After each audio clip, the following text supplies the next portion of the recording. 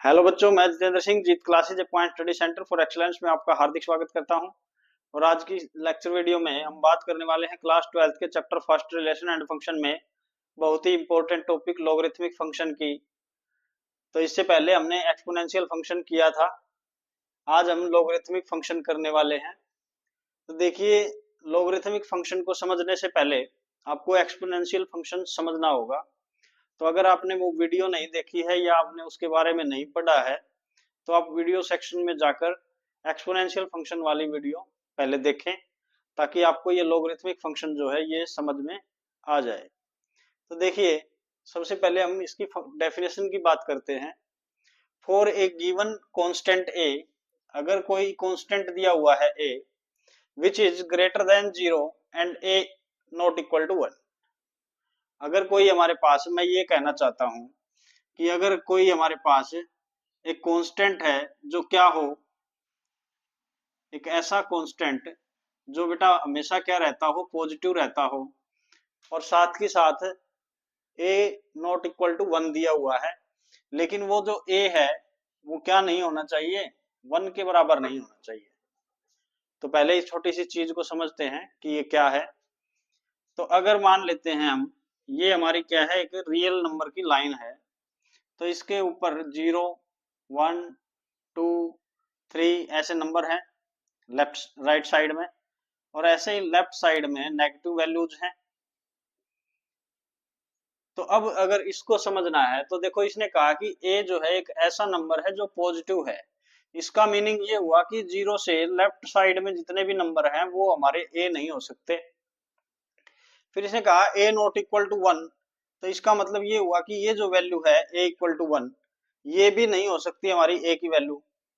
तो बाकी जो बचा हुआ है 0 से बड़ा बोला है, तो इसका मतलब 0 से लेकर 1 के बीच में इनफाइनाइट नंबर है, इनफाइनाइट नंबर ऑफ नंबर हैं, तो वो सारे ए की वैल्यू हो सकती हैं।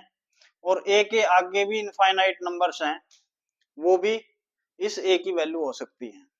तो ये आपको समझ में आना चाहिए कि हमारा जो ए नॉट इक्वल टू 1 और ए ग्रेटर देन 0 है, उसका दो मीनिंग है। पहली बात यहाँ कि एक तो ए क्या हो गया हमारा, 0 से बड़ा और 1 से छोटा। एक तो हमारा ये सेट हो गया ए के लिए। और दूसरा, ए जो है इसने बोला है कि 1 के बराबर नहीं है, लेकिन 1 के आगे तो हो सकता है, 1 से बड़ा तो हो सकता है। इसका मतलब ए की ये दो वैल्यूज हो गई, हमारे पास दो सेट हो गए बोल सकते हैं ए की वैल्यूज के लिए। तो अब देखिए, इसने क्या कहा था, कांस्टेंट को हमने समझ लिया कि कांस्टेंट जो है हमारा या तो 0 और 1 के बीच में है या फिर ए ग्रेटर देन 1 है। अब इसको समझते हैं फंक्शन को। तो देखिए इसमें क्या है, f x equal to log a y x दे रखा है। इसका मीनिंग क्या है वो समझते हैं। सबसे पहली बात, एफ एक्स जो होता है, एफ एक्स जो होता है किसी भी फंक्शन की इमेज होती है। इसका मतलब मैं इसको y लिख सकता हूँ for simplification. y equal to क्या हो गया, logarithm of x with base a। तो यहाँ हमारे पास क्या है, ये लॉगरिथम ऑफ x है विद बेस a है। तो यहाँ से हमें कुछ बातें समझनी है।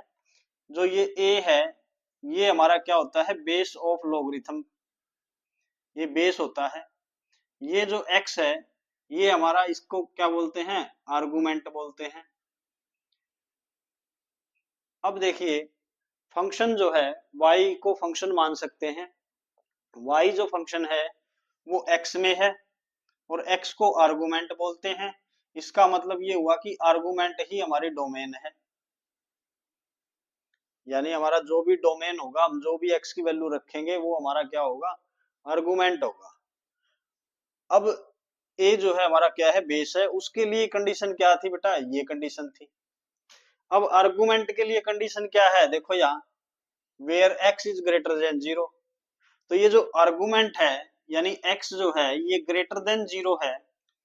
इसका मीनिंग क्या हुआ कि x हमारा जो है ये हमेशा क्या रहना चाहिए, पॉजिटिव रहना चाहिए।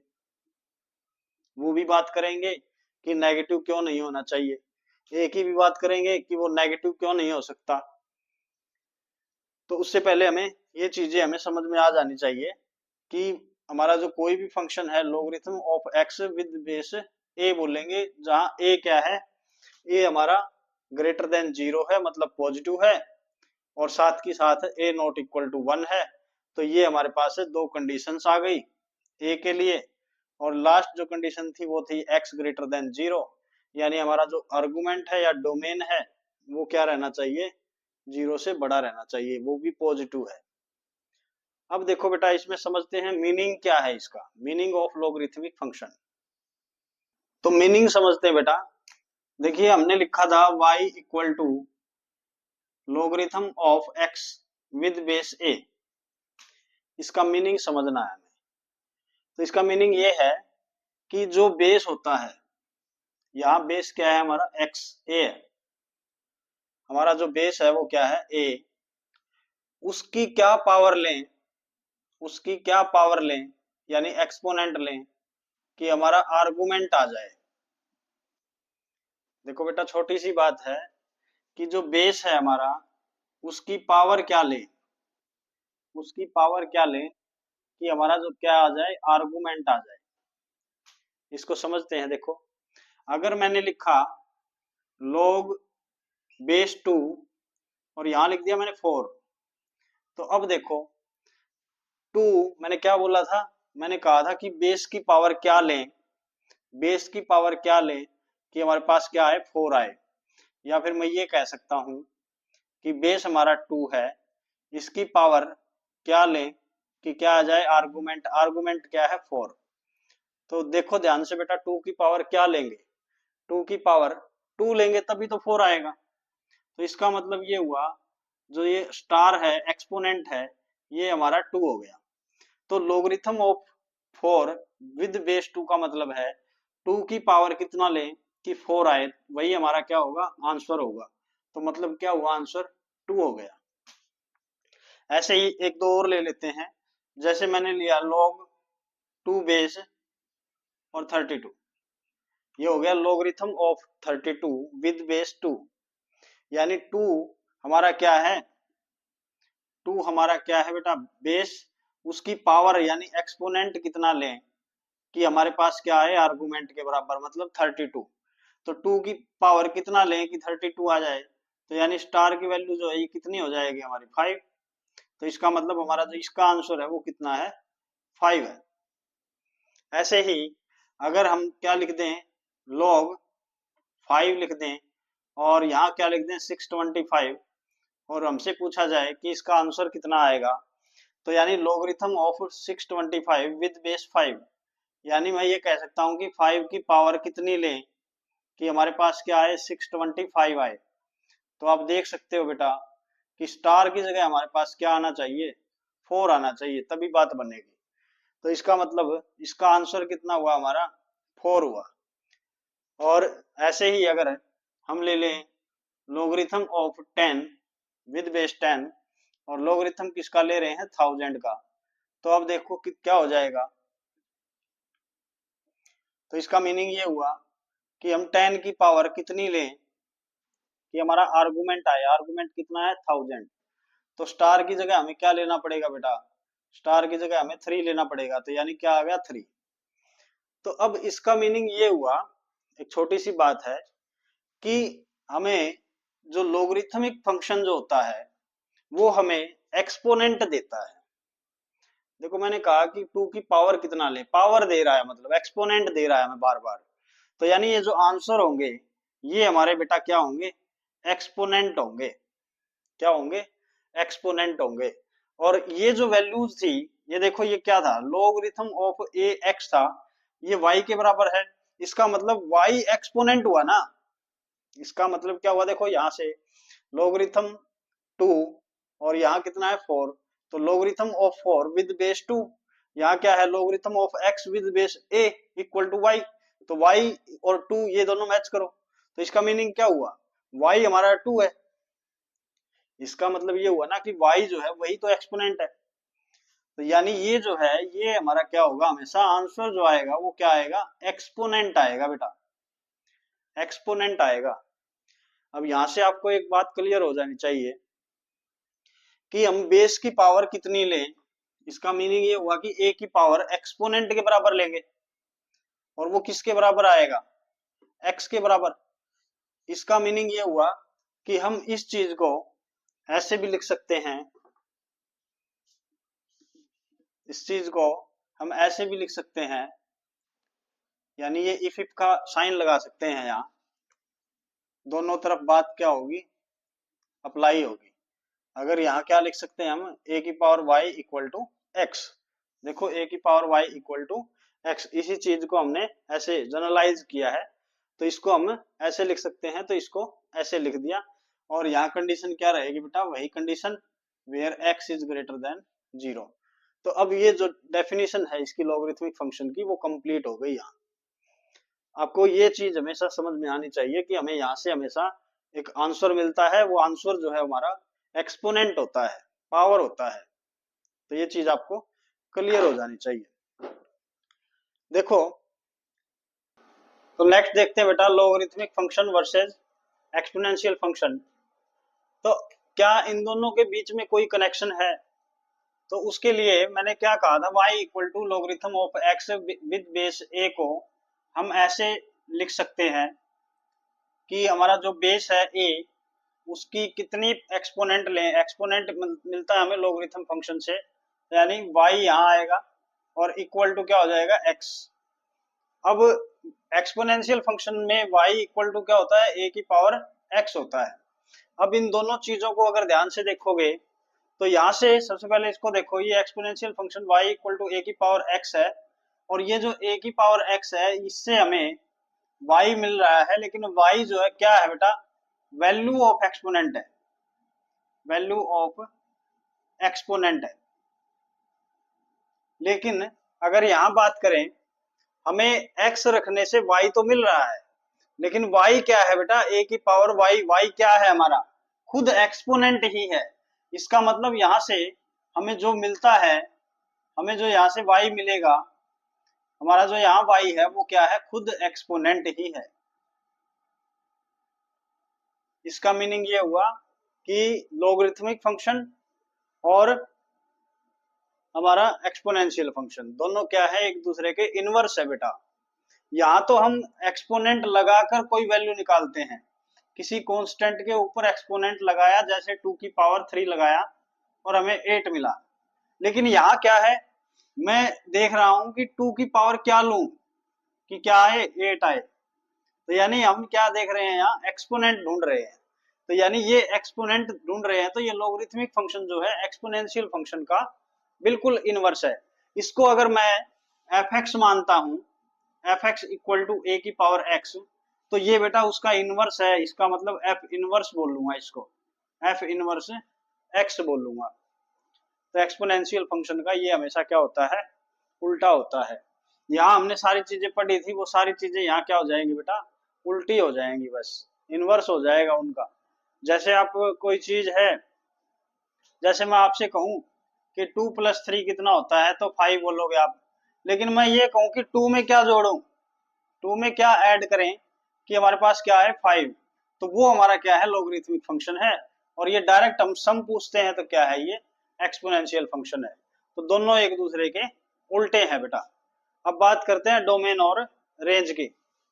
तो देखो बेटा, logarithmic function y equal to log of x with base a, इसको हम रीअरेंज करके क्या बोल सकते हैं, a की पावर y यानी exponent equal to x where x is greater than 0। तो यहाँ से डोमेन सेट हमें बताना है, मतलब x की वैल्यू क्या रख सकते हैं। तो देखो यहाँ कंडीशन दी होती है x ग्रेटर देन 0, तो इसका मीनिंग क्या हुआ, x जो है पॉजिटिव रहेगा। तो यानी डोमेन सेट जो है हमारा 0 से इन्फिनिटी रहने वाला है, लेकिन 0 इंक्लूड नहीं होगा बेटा, 0 इंक्लूड नहीं होगा। वैसे भी हमने किया था कि जो y इक्वल टू ए की पावर x, हमारा जो एक्सपोनेंशियल फंक्शन था, उसका जो डोमेन सेट था वो हमारा क्या आया था, माइनस इन्फिनिटी से इन्फिनिटी। और जो रेंज सेट आया था वो क्या आया था हमारा, 0 से इन्फिनिटी। और अब दोनों एक दूसरे के इनवर्स फंक्शन है, तो इसका मीनिंग क्या हुआ कि जो यहाँ रेंज रहने वाली है वो यहाँ क्या हो जाएगी, डोमेन, और जो वहां डोमेन था वो यहाँ क्या हो जाएगा, रेंज हो जाएगा। यानी रेंज सेट जो है हमारा क्या होगा यहाँ, माइनस इन्फिनिटी टू इन्फिनिटी। अब देखो बेटा यहाँ जो है x की वैल्यू 0 या नेगेटिव वैल्यूज नहीं हो सकती, क्योंकि यहाँ अगर हम y equal to logarithm with base a of a negative number अगर रखते हैं तो हमारा ये जो होता है ये क्या होता है बेटा, अनडिफाइंड होता है।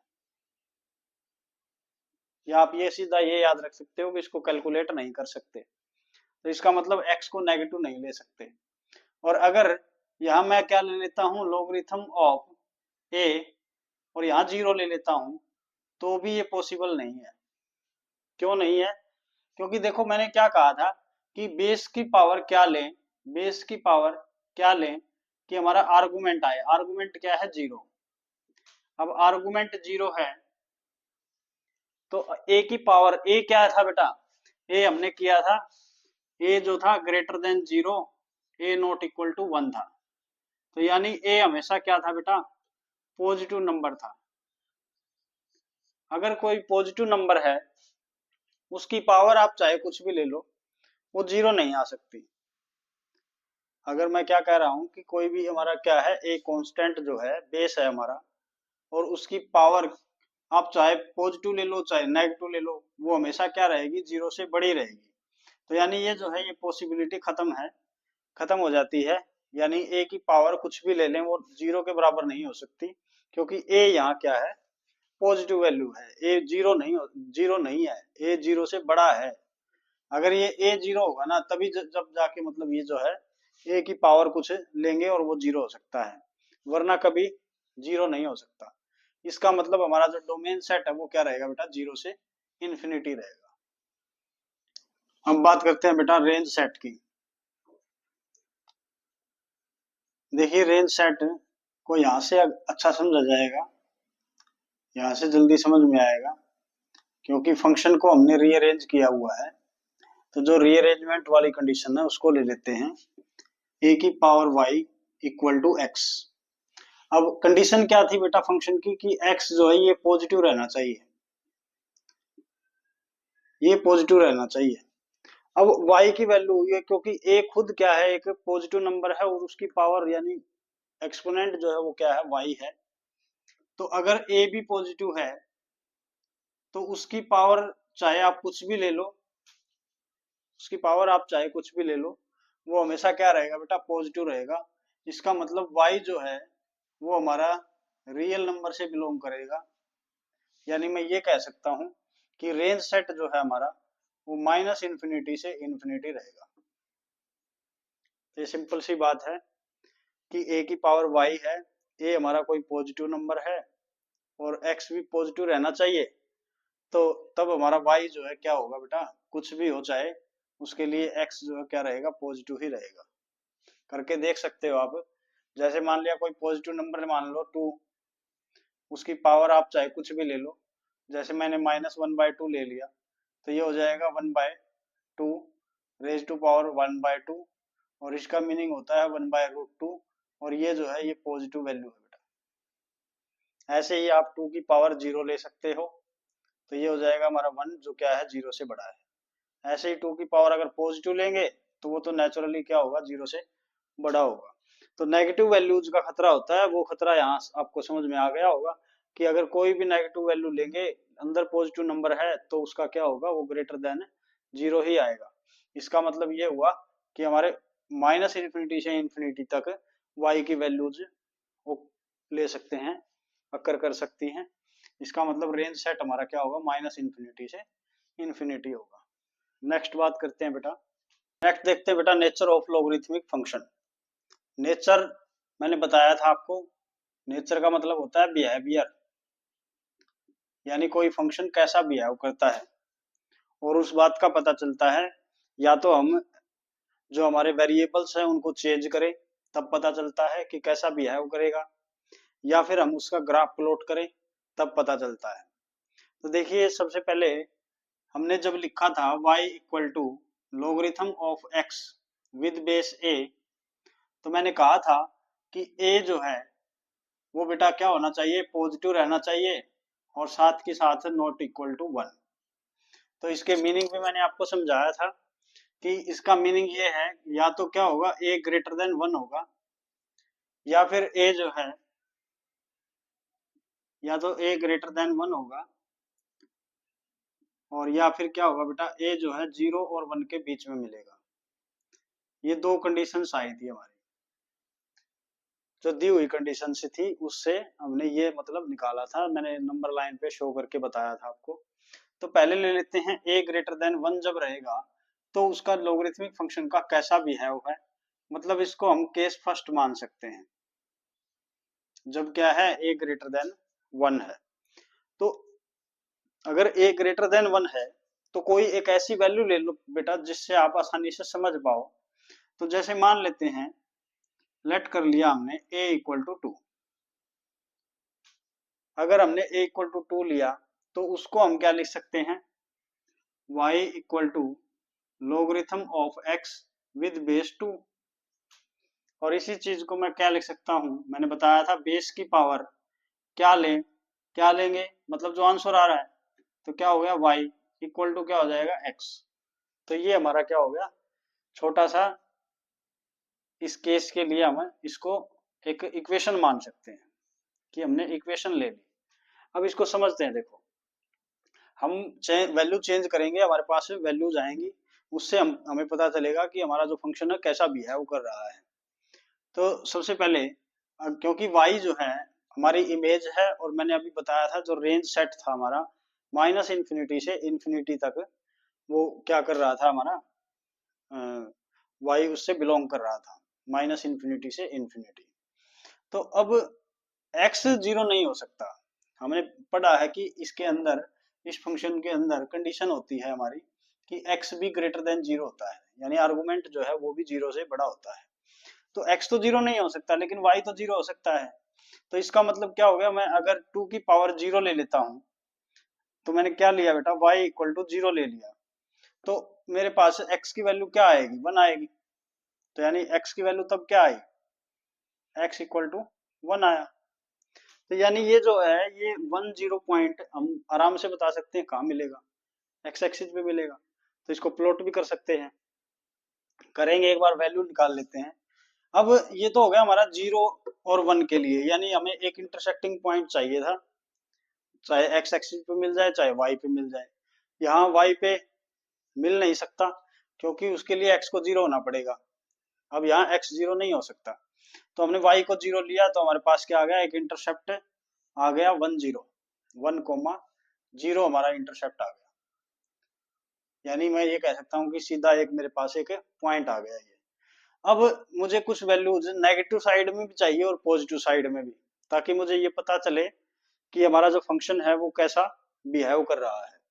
तो उसके लिए अगर मैं 2 raise to power minus half ले लेता हूं, तो ये हो जाएगा बेटा 1/2 रेज टू पावर हाफ, और इसको लिख सकते हैं 1/√2, और इसको लिख सकते हैं 1 बाय में 1.414, जिसकी वैल्यू क्या आएगी बेटा, लगभग 0.70 के अप्रोक्स वैल्यू आएगी, जो 1 से छोटी है। फिर अगर मैं 2 की पावर, अब पॉजिटिव वैल्यू ले लेते हैं, अगर यहाँ पॉजिटिव वैल्यू लेते हैं तो हमारे पास क्या हो जाएगा, जैसे मैंने 0 ले लिया था, अब यहाँ 1 ले लेता हूँ, तो 2 की पावर 1 2 होता है। तो ये ध्यान रखना है कि यहाँ y की वैल्यू 1 है बेटा, x की नहीं है। तो यानी क्या हो गया, मेरे पास ये जो पॉइंट आया मेरा, ये आ गया मेरा 2 1 पॉइंट आया, और यहाँ से मेरे पास जो वैल्यू आई थी वो थी मेरी -1/2 y की वैल्यू है, और 0.7 और माइनस हाफ, ये मेरा एक पॉइंट था। ऐसे ही 2 की पावर अगर 2 लेते हैं तो मेरे पास क्या आएगा, 4। इसका मतलब मेरे पास पॉइंट आ गया बेटा 4 2।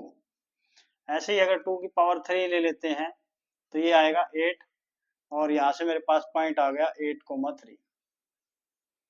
अब आप देख सकते हो कि सबसे पहले -1/2 y की वैल्यू थी, y की वैल्यू -1/2 थी, तब x की वैल्यू हमारी 0.70 है, और फिर y की वैल्यू हमने बढ़ाई, 0 बनाई, तो हमारा 1 हो गया। जब हमारा y की वैल्यू नेगेटिव है, y की वैल्यू हमारी नेगेटिव है, तो उस कंडीशन में हमारा x जो है 1 से छोटा है। बाकी वैल्यूज के लिए हमारे पास अगर x की y की वैल्यू हम 0 लेते हैं तो हमारे पास फंक्शन जो x है आर्गुमेंट वो हमारा 1 है। अगर हम ये वैल्यूज लगातार बढ़ा रहे हैं y की तो हमारे पास वैल्यू भी बढ़ती जा रही है। इसका मतलब ये हुआ कि हम ये कह सकते हैं कि हमारा ये जो फंक्शन है ये क्या है, एक इंक्रीजिंग फंक्शन है। तो यानी मैंने कहा था कि बिहेव कैसा कर रहा है, तो यानी मतलब क्या हो गया, इंक्रीजिंग फंक्शन है। लेकिन कब है बेटा, जब हम a ग्रेटर देन 1 की बात करते हैं। तो ये था हमारा नेचर और बिहेवियर। इन्हीं पॉइंट्स को हम क्या कर लेंगे, ग्राफ के ऊपर प्लॉट कर लेंगे, तो हमारे पास इसका ग्राफ भी आ जाएगा। तो देखिए प्लॉट करते हैं साथ के साथ, ये थोड़ा साफ कर लेते हैं। तो ये ग्राफ प्लॉट करते हैं बेटा इन पॉइंट्स की मदद से। तो सबसे पहले 0.7 x की वैल्यू कहाँ मिलेगी, यहाँ होगी लगभग, और -1/2 y की वैल्यू है तो ये यहाँ मिलेगी। इन दोनों को अगर इधर लेके आए तो ये यहाँ मिलेगा। फिर क्या है 1,0 मतलब क्या हो गया हमारा, ये पॉइंट हो गया। फिर 2,1 तो x की वैल्यू क्या है 2 और y की वैल्यू क्या है 1, तो ये पॉइंट हो गया। फिर 4,2 तो ये रहा 4 और ये 2, इसको इधर ले आओ, इसको ऊपर ले आओ, तो ये पॉइंट हो गया। फिर 8,3 तो ये रहा 8, इसको ऊपर ले जाओ, इसको इधर ले आओ, तो ये हमारा पॉइंट यहाँ आ गया। अब अगर ध्यान से देखें बेटा तो ये पॉइंट यहाँ है, तो ये एक स्ट्रेट लाइन नहीं है, ना यहाँ से एक स्ट्रेट लाइन है, ना ये यहाँ से स्ट्रेट लाइन है। तो इसका मतलब ये हुआ कि हमें इसको बाय रफ हैंड मिलाना पड़ेगा। तो ये बाय रफ हैंड इसको मिलाएंगे, तो बाय रफ हैंड कुछ ऐसा हमारा क्या है ग्राफ आएगा।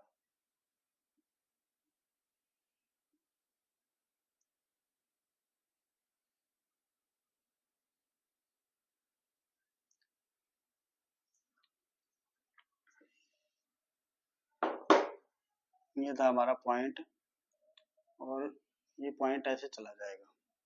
तो अब इसके पीछे भी अगर मतलब देखें तो देखिए ये जो ग्राफ है ये क्या है, जैसे जैसे हमारा y बढ़ रहा है x जो है इन्फिनिटी की तरफ जा रहा है, x जो है इन्फिनिटी की तरफ जा रहा है। ऐसे ही अगर हम उल्टी डायरेक्शन में भी देखें तो हमारा जो ग्राफ है वो क्या है, इस एक्सिस के साथ साथ चलेगा, इस एक्सिस के साथ साथ, क्योंकि अगर ये 0.7 की वैल्यू थी, अगर थोड़ा और इधर आएंगे तो देखते हैं, देखो अगर मैंने क्या कहा था 2 की पावर लेनी है, 2 की पावर -1 ले लेते हैं तो ये हमारे पास क्या हो जाएगा 1/2 जो 0.5 के बराबर होगा।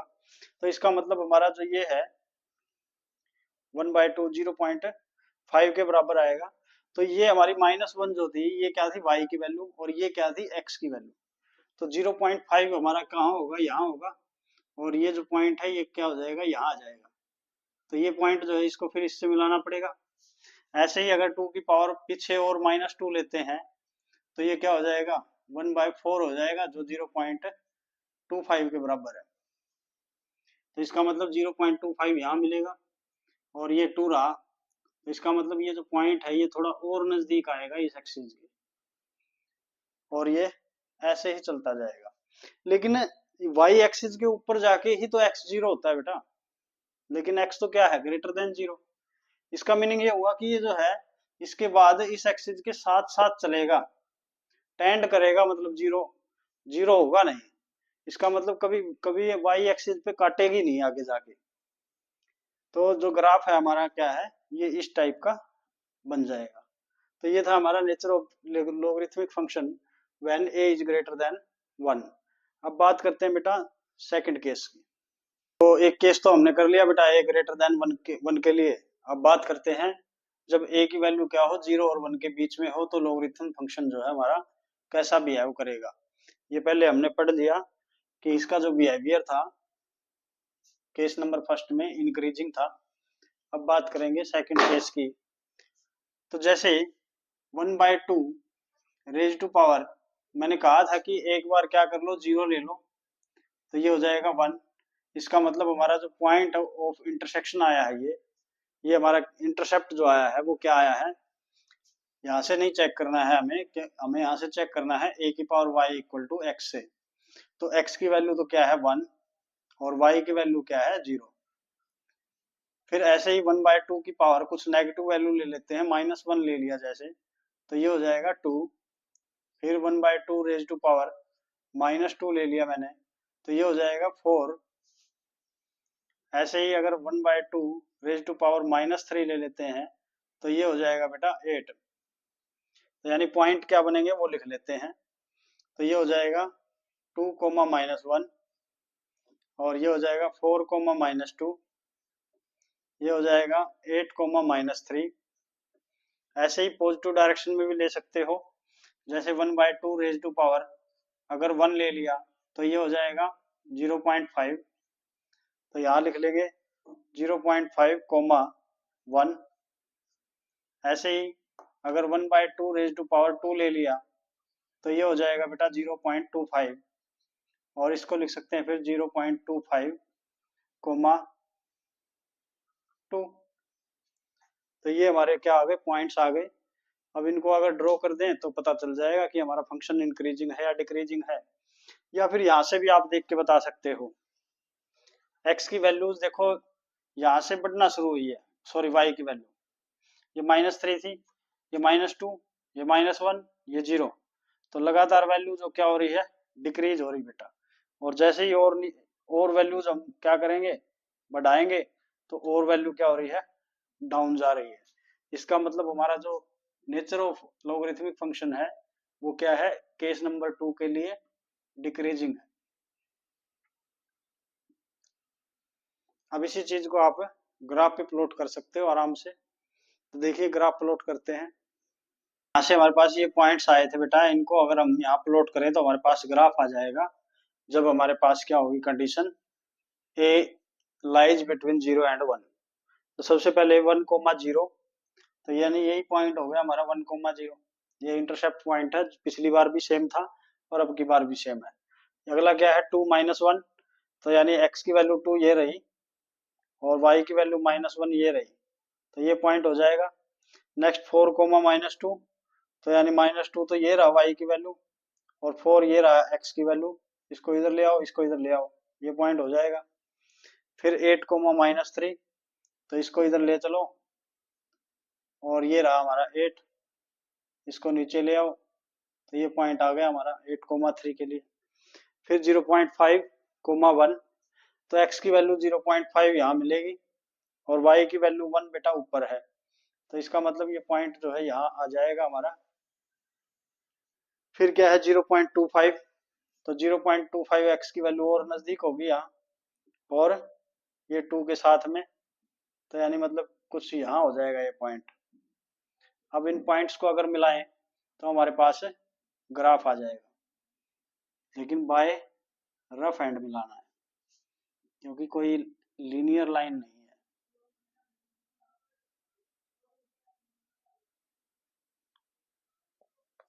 तो ये ग्राफ आ गया हमारा, और इधर से भी मैंने थोड़ी देर पहले बताया था, उसी तरह जैसे नीचे गया था वैसे ही क्या होगा, ये ऐसे टेंड करेगा। तो ये हमारा क्या हो गया बेटा, देखो जैसे जैसे y बढ़ रहा है, x हमारा क्या है, y के नजदीक जा रहा है, इसका मतलब डिक्रीजिंग फंक्शन है। क्या है, डिक्रीजिंग फंक्शन है। या फिर आप ये भी कह सकते हो कि x जैसे जैसे बढ़ रहा है, x जैसे जैसे बढ़ रहा है, y नेगेटिव डायरेक्शन में जा रहा है, तो इसका मतलब कि भी क्या है, बस सेम बात है कि y अगर जैसे जैसे x बढ़ रहा है वैसे वैसे y क्या हो रहा है, डाउन जा रहा है, मतलब फंक्शन जो है क्या हो रहा है, डिक्रीज हो रहा है।